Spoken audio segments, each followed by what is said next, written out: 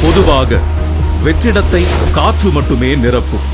அதுபோலவே அரசியல் வெளியில் ஏற்படும் வெற்றிடத்தை காத்திரமான தலைவன் மட்டுமே நிரப்புவார்.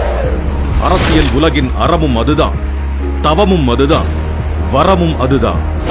தமிழக அரசியலில் மக்களுக்கு கவசமாக இருந்த மாபெரும் ஆளுமைகள் மறைந்த பின்னர் தமிழக அரசியல் களத்தில் ஒரு பெரும் வெற்றிடம் ஏற்பட்டது. அதை நிரப்ப வேண்டிய அவசியமும் அத்தியாவசியமும் உருவானது. காலம் தன் தேவையை தானே நிறைவேற்றிக் கொள்ளும். அந்த அடிப்படையில் ஓர் அரசியல் தேவை ஏற்படும் போதுதான் மாபெரும் அரசியல் இயக்கம் தோன்றும். அப்படி தமிழக அரசியல் களத்தின் தேவைக்காக உதித்த இயக்கம்தான் தமிழக வெற்றிக் கழகம். இந்த இயக்கத்தின் காத்திரம் மிக்க, வசீகரம் மிக்க, ஆளுமை மிக்க தலைமைதான் நம் வெற்றி தலைவர் விஜய் அவர்கள். கட்சியின் அமைப்பு, தலைமை கழக நிர்வாகிகள் மற்றும் செயற்குழு உறுப்பினர்கள் 110 பேருடன் ஆலோசனை கூட்டம் நடத்தப்பட்டு அதற்கான அறிவிப்பு வெளியிடப்பட்ட அந்த நாள்தான் 2024ஆம் ஆண்டு பிப்ரவரி மாதம் 2ஆம் தேதி. அன்றே இந்திய தேர்தல் ஆணையத்திலும் அரசியல் கட்சி பதிவுக்காக விண்ணப்பிக்கப்பட்டது. தலைவர், பொதுச் செயலாளர், பொருளாளர், தலைமை நிலைய செயலாளர் மற்றும் கொள்கை பரப்பு துணை செயலாளர் என தலைமை கழகத்தின் முக்கிய நிர்வாகிகளை அறிவித்தார் நம் வெற்றி தலைவர். பாண்டிச்சேரியில் பாலியல் வன்முறைக்கு ஆளான பெண்ணுக்காக ஓங்கி குரல் கொடுத்த கண்டன அறிக்கைதான் தலைவரின் முதல் அரசியல் அறிக்கை. பெண்களுக்கான முக்கியத்துவத்தை கழகத்தின் தன் இயல்பாகவே ஆக்கினார் நம் வெற்றி தலைவர். கட்சிக்கான உறுப்பினர் சேர்க்கை அணிக்கு கட்சியின் பெண் தோழர் ஒருவரையே பொறுப்பாளராக அறிவித்ததே அதற்கு சாட்சி. கட்சியில் உறுப்பினராக சேர்வதற்கு வாக்காளர் அடையாள அட்டை எண்ணும் ஆதார் எண்ணும் கட்டாயம் என்று அறிவிக்கப்பட்டது. உறுப்பினர் சேர்க்கைக்கென தனி செயலி ஒன்று மகளிர் தினத்தன்று அறிமுகப்படுத்தப்பட்டது. தனி செயலி அறிவிக்கப்பட்ட சில மணி நேரங்களிலேயே கட்சியின் உறுப்பினர்களின் எண்ணிக்கை பல லட்சங்களாக உயர்ந்தது. கழக உறுப்பினர்கள் பட்டியலில் இளைஞர்களும் இளம் பெண்களும் குடும்ப தலைவிகளுமே பெரும் பங்கு வகிக்க தொடங்கினர். இஸ்லாமிய சகோதரர்களுக்கு எதிரான ஒன்றிய அரசின் குடியுரிமை திருத்த சட்டத்தை கடுமையாக எதிர்த்து அறிக்கை வெளியிடப்பட்டது. சக மனிதர்களுக்கான பாதுகாப்பை உறுதி செய்யும் அரசியல் கட்சியே தமிழக வெற்றிக் கழகம். 2024ஆம் ஆண்டு பாராளுமன்ற தேர்தலில் வாக்களிப்பதற்காகவே ரஷ்யாவில் நடந்த படப்பிடிப்பில் இருந்து தாய் மண் தமிழகத்திற்கு பறந்து வந்தார் நம் தலைவர். அரசியல் நாகரிகம் போற்றும் நம் வெற்றி தலைவர் 2024ஆம் ஆண்டு பாராளுமன்ற தேர்தலில் வெற்றி பெற்ற அனைத்து கட்சி எம்பிக்களுக்கும் வாழ்த்து தெரிவித்தார். அரசியல் கட்சிகளாக அங்கீகாரம் பெற்ற விடுதலை சிறுத்தைகள் கட்சிக்கும் நாம் தமிழர் கட்சிக்கும் தன் மனப்பூர்வமான வாழ்த்துக்களை தெரிவித்தார். ஆளும் திமுக அரசின் அலட்சியமான நிர்வாகத்தால் கள்ளக்குறிச்சி பகுதிகளில் பெருக்கெடுத்து ஓடிய கள்ளச்சாராயம் எண்ணற்ற மனித உயிர்களை காவு வாங்கியது. அதை கண்டு மனம் பொறுக்காமல் உயிரிழந்தவர்களின் குடும்பத்தினரையும் உயிருக்கு போராடியவர்களையும் கள்ளக்குறிச்சி மருத்துவமனைக்கே நேரில் சென்று பார்த்து ஆறுதல் கூறினார் நம் வெற்றி தலைவர். கேடில் விழுச்செல்வமான கல்வியே கேடில்லாத சமுதாயம் உருவாக்கும். இதை உணர்ந்ததால்தான் கல்வி விருது விழாவை ஒரு அறிவு கொண்டாட்டமாகவே நடத்த தொடங்கினார் நம் வெற்றி தலைவர் அவர்கள். பகுஜன் சமாஜ் கட்சியின் தமிழ்நாடு மாநில தலைவரான திரு ஆம்ஸ்ட்ராங் அவர்கள் நடு ரோட்டில் வெட்டி படுகொலை செய்யப்பட்டார். திமுக அரசின் சட்டம் ஒழுங்கு சீர்கேட்டால் நடந்த இப்படுகொலைக்கு தமிழக வெற்றிக் கழகம் தன் கடும் கண்டனங்களை பதிவு செய்தது. அரசியல் களத்தில் கொள்கையை உயர்த்தி பிடித்து தன் கொடியை நாட்ட விரும்பிய தமிழக வெற்றிக் கழகம் தன் தனிப்பெரும் அடையாளமான கட்சி கொடியை அறிமுகப்படுத்திய நாள்தான் 22/8/2024ஆம் ஆண்டு. அன்றே கொடி பாடலும் வெளியிடப்பட்டது. தமிழக வெற்றிக் கழகத்தின் கட்சி பதிவு கோரிக்கையை ஏற்ற இந்திய தேர்தல் ஆணையம் கழகத்தை அரசியல் கட்சியாக பதிவு செய்து அதற்கான அனுமதியையும் சட்டப்பூர்வமாக வழங்கியது.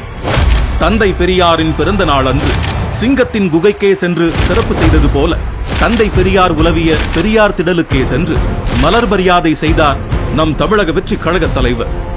கட்சியின் கொள்கைகளை, செயல் திட்டங்களை அறிவிக்க கட்சியின் முதல் மாநில மாநாட்டை விழுப்புரம் மாவட்டம் விக்கிரவாண்டி அருகில் உள்ள வி சாலையில் நடத்த முடிவெடுத்தார் நம் தலைவர்.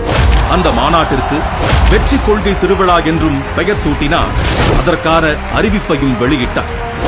மாநாட்டு பணிகளுக்கான கால்கோள் விழாவே ஒரு மண்டல மாநாடு போலவே இருந்ததை கண்டு ஊடகங்களும் அரசியல் கட்சிகளும் வியந்தன. சென்னை மெரினாவில் நடந்த இந்திய விமானப்படை சாகச நிகழ்ச்சியில் அடிப்படை வசதிகளையும் பாதுகாப்பு முன்னேற்பாடுகளையும் கூட செய்யாமல் அலட்சியம் காட்டியது தற்போதைய ஆளும் அரசு. அதனால் பல மனித உயிர்கள் பலியாகின. அந்நிகழ்வின் போது உயிரிழந்தோருக்கு ஆறுதலையும் அரசுக்கு கடும் கண்டனங்களையும் கழக தலைவர் தெரிவித்தார். மாநாட்டு திடல் பணிகள் நடக்கும் வேளையில் கழக மாநாட்டிற்கு தொண்டர்களை அழைப்பதற்காக அறிஞர் அண்ணாவின் கடித முறையை கையில் எடுத்தார் நம் வெற்றி தலைவர். அவர் எழுதிய 3 கடிதங்களும் அரசியல் அரங்கில் விவாதங்களையும் தொடங்கி வைத்தன. மாநாட்டில் கழகத்தின் கொள்கை தலைவர்களை அரசியல் உலகமே அதிர அறிவித்தார் நம் வெற்றி தலைவர். கொள்கைகளையும் செயல் திட்டங்களையும் கட்சியின் தோழர்களை வைத்தே அறிவிக்க வைத்தார். தன் அரசியல் நிலைப்பாடான அதிகார பகிர்வை கட்சியில் இருந்தே தொடங்கினார். உணர்வு பூர்வமாக அமைந்த வெற்றி தலைவரின் மாநாட்டு சிறப்புரையை கேட்டு உலகமே பிரமித்தது. மாநாட்டுக்கு பிறகான மாதங்களிலும் அந்த பேச்சே பேசு பொருளாகவும் பெரும் விவாத பொருளாகவும் இருந்தது. மாநாட்டின் பிரம்மாண்ட வெற்றிக்கு நன்றி தெரிவித்து 4வது கடிதத்தையும் எழுதினார் நம் கழக தலைவர். தேசியத்தையும் தெய்வீகத்தையும் போற்றிய மாபெரும் தலைவரான ஐயா பசும்பொன் முத்துராமலிங்க தேவரின் குரு பூஜை நாளன்று அவரது உருவப்படத்திற்கு மலர் தூவி மரியாதை செலுத்தினார் நம் வெற்றி தலைவர்.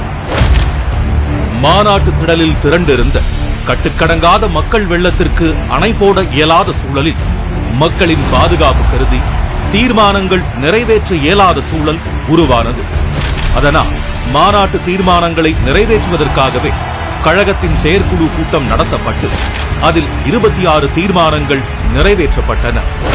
கிண்டி அரசு மருத்துவமனையில் பணிபுரிந்த மருத்துவர் தாக்கப்பட்டதற்கு தமிழக வெற்றிக் கழகம் தன் கண்டனத்தை பதிவு செய்தது.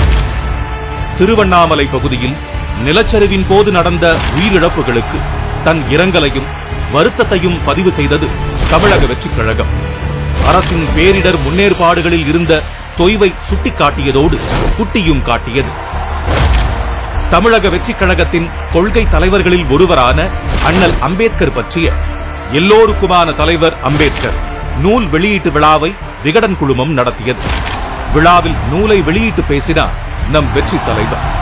எப்போதும் போல அவரது இந்த பேச்சும் விவாதங்களை எழுப்பியது. கழகத்தின் கொள்கை தலைவர்களில் ஒருவரான அண்ணல் அம்பேத்கரை ஒன்றிய அமைச்சர் அமித்ஷா அவர்கள் அவமதிக்கும் வகையில் பேசியதற்காக கழக தலைவர் தன் கடும் கண்டனங்களை வெளியிட்டார். நம் கழகத்தின் கொள்கை தலைவர்களான தந்தை பெரியார், வீரமங்கை வேலு நாச்சியார் ஆகியோரின் நினைவு தினத்தில் அவர்களுக்கு மலர் மரியாதை செலுத்தப்பட்டது. அண்ணா பல்கலைக்கழக மாணவிக்கு நேர்ந்த பாலியல் வன்கொடுமைக்கு தமிழக வெற்றிக் கழகம் தன் கண்டனங்களை தெரிவித்தது. பெண்கள் பாதுகாப்பில் அலட்சியமாக இருக்கும் ஆளும் திமுக அரசை மிக கடுமையாக எச்சரிக்கையும் செய்தது. பெண் குழந்தைகள் மற்றும் பெண்களுக்கான பாதுகாப்பை வலியுறுத்த நம் வெற்றி தலைவரின் கையால் எழுதப்பட்ட கடிதம் ஒன்று தமிழகமெங்கும் பொதுமக்களிடமும் பெண்களிடமும் விநியோகிக்கப்பட்டது. அது ஏதோ மாபெரும் கொடும் குற்றம் என்பது போல நினைத்து ஆளும் திமுக அரசு நம் கழக தோழர்களை சென்னையில் கைது செய்தது. மாநில தன்னாட்சி உரிமையில் மாறாத நிலைப்பாடு கொண்ட நம் கழகம் ஆளுநர் பதவியை அறவே எதிர்க்கிறது. இருந்தும் அரசியல் சாசனப்படி நியமிக்கப்பட்ட ஆளுநர் ஒருவர் தமிழகத்தில் இருப்பதால் அவரே பல்கலைக்கழகங்களின் வேந்தரும் என்பதால் அண்ணா பல்கலைக்கழக மாணவிக்கு நேர்ந்த பாலியல் வன்கொடுமைக்கு நியாயம் கேட்டும் பெண்கள் பாதுகாப்பை தமிழ்நாட்டில் உறுதி செய்ய வேண்டி தற்போதைய தமிழக அரசை வற்புறுத்த கோரியும் ஆளுநரிடம் மனு அளிக்கப்பட்டது. வீரமங்கை வேலு நாச்சியாரின் பிறந்த நாள் அன்று அவருக்கு மலர் வணக்கம் செலுத்தப்பட்டது. தமிழக சட்டமன்றத்தில் தமிழ்தாய் வாழ்த்தை அலட்சியப்படுத்தி அவமதித்த ஆளுநருக்கு கண்டனமும், சட்டமன்ற பேரவை நிகழ்வுகளை நேரலை செய்ய துணியாத திமுக அரசிற்கு கண்டனமும் தெரிவிக்கப்பட்டது. நீட் தேர்வை ரத்து செய்வதே முதல் வேலை என்று சொல்லி மக்களை ஏமாற்றி ஆட்சிக்கு வந்த திமுக ஆட்சிக்கு வந்த 4வது ஆண்டில் நீட் தேர்வை ரத்து செய்யும் அதிகாரம் தங்களிடம் இல்லை என்று அறிவித்தது. இது அப்பட்டமான ஏமாற்று வேலை என்று அதிகாரத்தின் பிடரி பிடித்து உலுக்கினார் நம் தலைவர். காஞ்சிபுரம் மாவட்டம் பரந்தூர் பகுதியில் மக்களின் வாழ்வாதாரமான விவசாய நிலங்களை, வாழிடங்களை, இயற்கை நீர்நிலைகளை அழித்து புதிய விமான நிலையம் அமைக்க அரசு முடிவெடுத்தது. வெகுண்டெழுந்த அப்பகுதி மக்கள் 3 வருடங்களாக போராடி தங்கள் எதிர்ப்பை தெரிவித்து வருகின்றனர். பரந்தூர் பகுதி மக்களின் போராட்ட களத்திற்கே நேரடியாக சென்று மக்களை சந்திக்க முடிவு செய்தார் நம் வெற்றி தலைவர். அரசு அனுமதி மறுத்தது. சட்டத்தை மதிக்க வேண்டும் என்பதற்காக காவல்துறை அனுமதித்த இடத்தில் மக்களை சந்தித்தார். பரந்தூரை தவிர்த்த மாற்று இடத்தில் விமான நிலையம் அமைக்க வேண்டும் என்றும் அரசை வலியுறுத்தினார். வெற்றி தலைவரின் கர்ஜனைக்கும் மறுநாளே பரந்தூர் மக்கள் பாதிக்காத வண்ணம் பரிசீலிக்கப் போவதாக தமிழக அரசு அறிவித்தது.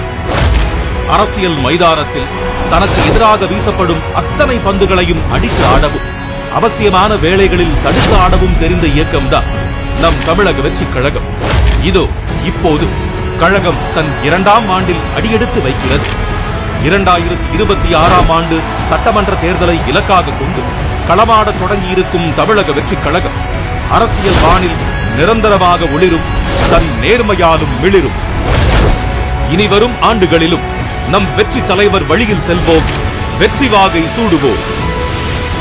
உங்க மகன், உங்க அண்ணன், உங்க தம்பி, உங்க தோழன், உங்க விஜய் களத்துக்கு வந்துட்டா. ஒவ்வொரு வீட்டில் இருக்கிற ஒரு மகனா, அண்ணனா, தம்பியா, தோழனா, உங்கள ஒருத்தனா, உறவா, நட்பா, நான் வரேன். புதுமையாய் நாம் செய்வோம்.